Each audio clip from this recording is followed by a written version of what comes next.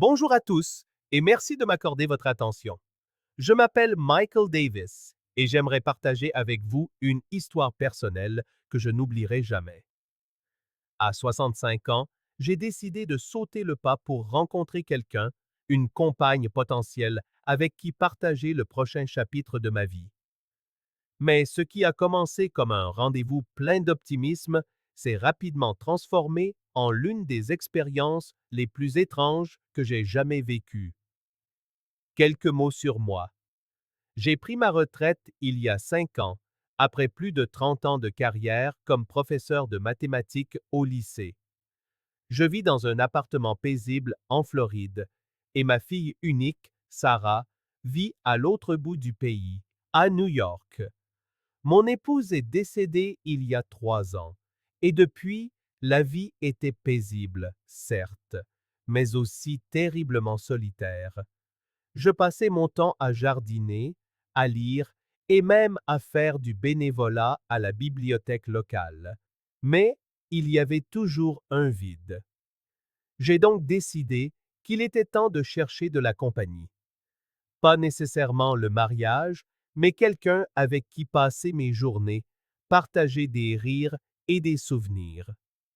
Un jour, ma voisine, Linda, qui gère les événements de notre communauté, m'a suggéré de rencontrer Christine, une infirmière à la retraite qui habitait à quelques rues de là. Linda m'a dit que Christine cherchait aussi de la compagnie et pensait que nous pourrions avoir beaucoup en commun. Encouragé, j'ai décidé de la contacter. Après une brève conversation téléphonique, nous avons convenu de nous retrouver pour un café. À l'approche du jour J, je me suis senti d'une nervosité inattendue. L'idée même d'un rendez-vous me semblait étrangère après tant d'années.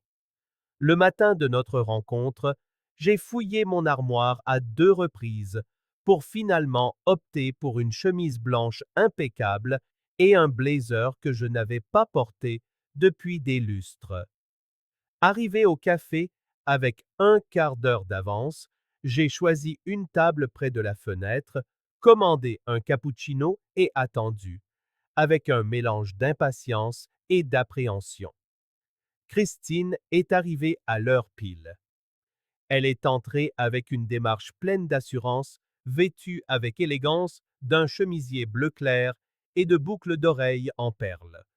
Son sourire chaleureux m'a immédiatement mis à l'aise. Je me suis levé pour l'accueillir et nous avons échangé quelques amabilités avant de nous asseoir. La première partie de notre conversation a coulé de source. Christine m'a raconté des anecdotes sur ses années d'infirmière et sa récente retraite. Elle a parlé avec tendresse de son fils, qui avait déménagé à Chicago, et de son amour pour la cuisine. En retour, j'ai parlé de ma carrière d'enseignant, de ma fille à New York et de ma passion pour le jardinage. Nous avons découvert des expériences communes, notre appréciation pour les moments de calme et les défis de l'adaptation à une vie moins structurée. Pendant un moment, la conversation semblait si naturelle que je me suis senti complètement détendu. Mais peu à peu, le ton de Christine a changé, signalant la transition vers une discussion plus sérieuse. Alors que la conversation se poursuivait, Christine s'est penchée en avant, son expression s'adoucissant tout en prenant une certaine gravité. Elle a commencé par me dire à quel point elle appréciait mon ouverture d'esprit et mon honnêteté, des qualités qu'elle estimait profondément. Puis, elle a expliqué qu'elle avait quelques attentes, 4 conditions spécifiques pour une relation. Au début, j'ai trouvé sa franchise rafraîchissante. Après tout, mieux vaut mettre carte sur table. Mais tandis qu'elle détaillait sa première condition, mon sentiment a commencé à changer. Christine a proposé une période d'essai de 6 mois de vie commune. Bien que peu conventionnelle, l'idée n'était pas totalement déraisonnable. Vivre ensemble avant de s'engager plus profondément pouvait nous aider à mieux nous connaître. Cependant, c'est la suite qui m'a pris complètement au dépourvu. Pour entamer cet essai, elle voulait que je dépose 20 000 sur un compte joint. Cet argent, a-t-elle expliqué, servirait de dépôt d'engagement pour démontrer mon sérieux. Elle a ajouté que si l'essai ne fonctionnait pas, elle me rembourserait une partie de la somme au prorata du temps passé ensemble. Pendant qu'elle parlait, une vague d'émotions m'a submergé. La surprise, la confusion et même une pointe de déception. 20 000 dollars? Ce n'était pas tant le montant, même si la somme était conséquente. C'était le principe qui me dérangeait. Cela semblait si transactionnel, comme si la sincérité pouvait se mesurer en dollars. J'ai essayé de garder une expression neutre, mais mes pensées s'emballènent. Une partie de moi voulait l'interrompre pour lui demander si elle était sérieuse, mais j'ai hoché la tête et l'ai laissé continuer. Était-ce sa façon de se protéger financièrement? Peut-être avait-elle été blessée par le passé. Mais plus j'y pensais, moins cela avait de sens. Une relation, surtout à notre âge, devrait être bâtie sur la confiance, le respect mutuel et des valeurs partagées, pas sur des dépôts financiers. Je ne pouvais m'empêcher de penser que sa demande transformait ce qui aurait dû être un processus organique en un arrangement commercial. Où était la simple joie d'apprendre à se connaître avec le temps? Ce n'était pas le genre de relation que j'avais imaginé. J'ai essayé de comprendre son point de vue, mais mes doutes grandissaient. Si la confiance et la sincérité devaient être prouvées par un dépôt, quelle vision avait-elle des relations? Malgré mon malaise grandissant, j'ai choisi de la laisser terminer. Après tout, j'avais accepté de la rencontrer avec un esprit ouvert. Mais alors que Christine passait à sa deuxième condition, il m'est devenu de plus en plus difficile d'imaginer un avenir où ses exigences pourraient s'accorder avec mes propres valeurs. Christine a enchaîné sans transition sur sa condition suivante, visiblement sûre de sa vision d'une relation. Elle a expliqué que l'un des rêves de sa vie avait toujours été de visiter Hawaï, une destination qu'elle associait à la beauté et à la romance. Mais il ne s'agissait pas de simples vacances. Christine imaginait une escapade d'un mois, avec une séance photo professionnelle pour immortaliser l'expérience. Elle en parlait avec enthousiasme, décrivant des promenades au coucher du soleil, des tours en hélicoptère au-dessus des volcans et des clichés spontanés capturant le début de ce qu'elle espérait être un nouveau chapitre pour nous deux. Au début, je pouvais comprendre le sentiment. Un voyage de rêve à Hawaï semblait merveilleux, mais à mesure qu'elle continuait, ses attentes devenaient de plus en plus écrasantes. Christine s'attendait à ce que je couvre toutes les dépenses du voyage. Elle a justifié cela en disant qu'elle s'occuperait de toute la planification. Je m'occuperai de tout, a-t-elle promis. Des vols à l'hébergement. Tu n'auras qu'à te détendre et profiter. J'étais assis là, souriant poliment, mais à l'intérieur, mes pensées tourbillonnaient. Un voyage d'un mois à Hawaï représentait une dépense considérable. Au-delà de l'aspect financier, je m'interrogeais sur l'aspect pratique d'un geste aussi grandiose, si tôt dans une relation. Ce qui m'a encore plus frappé, c'est son insistance sur la séance photo. Christine voulait que ces photos symbolisent notre lien, une représentation visuelle de notre avenir commun. L'idée semblait prématurée. Nous n'avions même pas passé un après-midi ensemble, et elle nous imaginait déjà posés pour des portraits encadrés. Je ne pouvais m'empêcher de me sentir mal à l'aise. Un voyage de cette ampleur ne représentait pas seulement de l'argent. Il symbolisait un niveau d'intimité et d'engagement qui semblait totalement décalé. Pour moi, une relation doit progresser naturellement. J'avais l'impression de sauter directement à l'acte final sans même avoir répété la première scène. Je me suis demandé si cette obsession pour les grands gestes reflétait sa personnalité ou quelque chose de plus profond. Peut-être avait-elle passé sa vie à faire passer les autres en premier et sentait qu'il était temps de se donner la priorité. Je pouvais respecter l'idée de poursuivre ses rêves, mais l'attente que je sois le seul à financer un tel voyage me semblait déséquilibrée. Ce n'était pas seulement une question de payer la note, c'était la pression implicite de devoir prouver ma valeur par des moyens matériels. Alors que Christine passait à sa troisième condition, je me suis préparé. Sa troisième condition tournait de nouveau autour des finances. Christine a expliqué que si notre cohabitation d'essai se passait bien et que nous décidions de nous marier, elle s'attendait à avoir le contrôle total de nos finances domestiques. Plus précisément, elle voulait que je lui remette mes revenus de retraite, qu'elle gérerait ensuite. Elle a exposé son raisonnement en termes pratiques. En tant qu'infirmière à la retraite, elle estimait avoir les compétences organisationnelles pour gérer l'argent plus efficacement. Chaque mois, elle m'allouerait une petite somme pour mes dépenses personnelles, s'assurant que le reste soit utilisé de manière responsable. Au début, je n'étais pas sûr qu'elle plaisantait, mais son ton était sérieux et son explication ne laissait aucune place au doute. Christine a même ajouté que si je dépassais mon allocation, je devrais compenser en assumant des tâches ménagères supplémentaires. Bien qu'elle ait présenté cela comme un arrangement juste et pratique, je l'ai trouvé infantilisant. À ce stade, j'avais du mal à garder mon calme. Sa première condition avait été surprenante, la deuxième écrasante, mais celle-ci me semblait carrément dominatrice.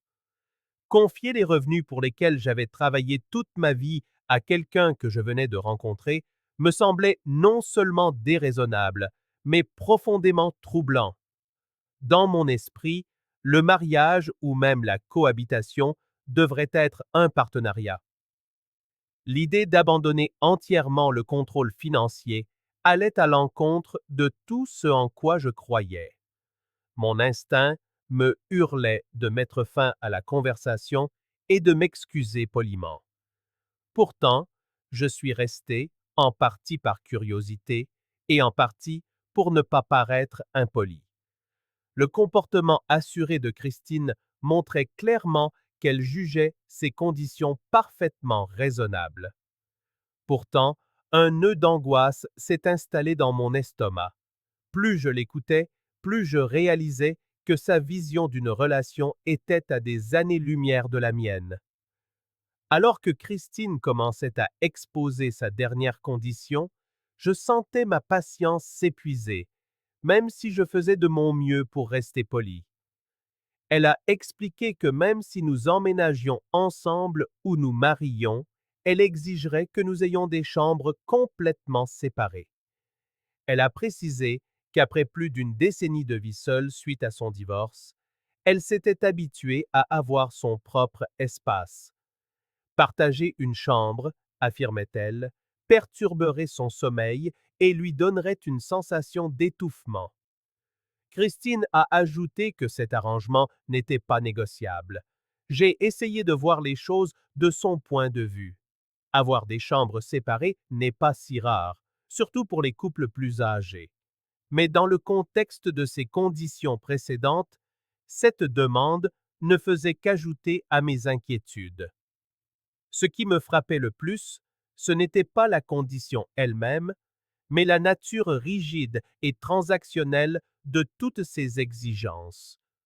Il y avait peu de place pour le compromis, et chaque condition semblait conçue pour son propre bénéfice, sans grand égard pour ce que je pourrais ressentir. Quand Christine a fini d'expliquer ces 4 conditions, j'ai réalisé à quel point sa vision d'une relation était déconnectée de la mienne. J'étais venu à ce rendez-vous dans l'espoir de trouver une connexion sincère, quelqu'un avec qui partager des moments de calme, un respect mutuel et les joies simples de la vie. Au lieu de cela, Je me retrouvais face à une liste détaillée d'exigences qui me faisait sentir plus comme un partenaire commercial qu'un compagnon potentiel. J'ai pensé à la vie que j'avais bâtie et aux valeurs qui m'étaient chères. Après une vie de dur labeur, je voulais que mes années de retraite soient remplies de paix, de joie et de relations significatives. Les exigences de Christine semblaient vouloir me dépouiller de l'essence même de ce que je cherchais: la gentillesse, la confiance et la compréhension mutuelle. Après qu'elle ait fini de parler, Christine m'a regardé, attendant ma réponse. J'ai pris un moment pour rassembler mes pensées. Je l'ai remerciée d'avoir été ouverte et honnête. Puis, aussi gentiment que possible, j'ai expliqué que je ne pensais pas pouvoir répondre à ses attentes. Son expression a changé, passant d'une légère surprise à un sourire poli. Elle a hoché la tête, accusant réception de ma réponse sans insister. J'ai prétexté un rendez-vous et mis rapidement fin à la conversation. En sortant du café, j'ai ressenti un mélange de soulagement et de déception. Soulagement d'être resté fidèle à mes valeurs et d'avoir évité une situation qui me semblait complètement fausse, mais aussi déception que la connexion que j'avais espérée se soit révélée si éloignée de mes attentes.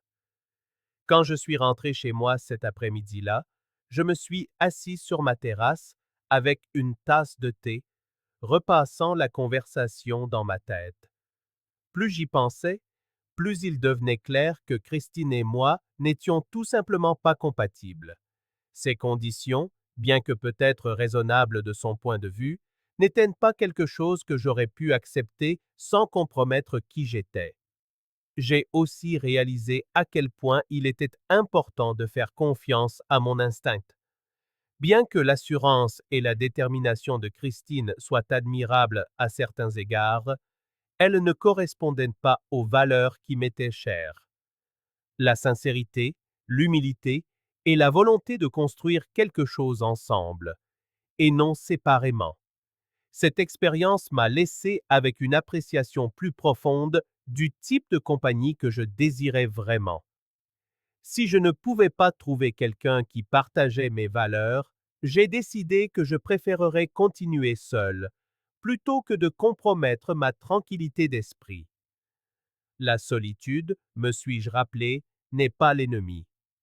Une relation mal assortie, en revanche, peut apporter plus de problèmes que de joie. Dans les jours qui ont suivi, je me suis retrouvé à réfléchir non seulement à mon expérience avec Christine, mais aussi aux réalités des rencontres à un âge avancé. Beaucoup d'entre nous portent les cicatrices de relations passées, et il est naturel de vouloir se protéger. Mais je crois que les liens authentiques se construisent sur le respect mutuel, la confiance et des valeurs partagées, et non sur des exigences rigides ou des obligations financières. Pour tous ceux qui se lancent dans le monde des relations à ce stade de la vie, mon conseil est simple. Connaissez votre valeur, faites confiance à votre instinct et ne vous contentez jamais de moins que ce qui vous apporte paix et bonheur.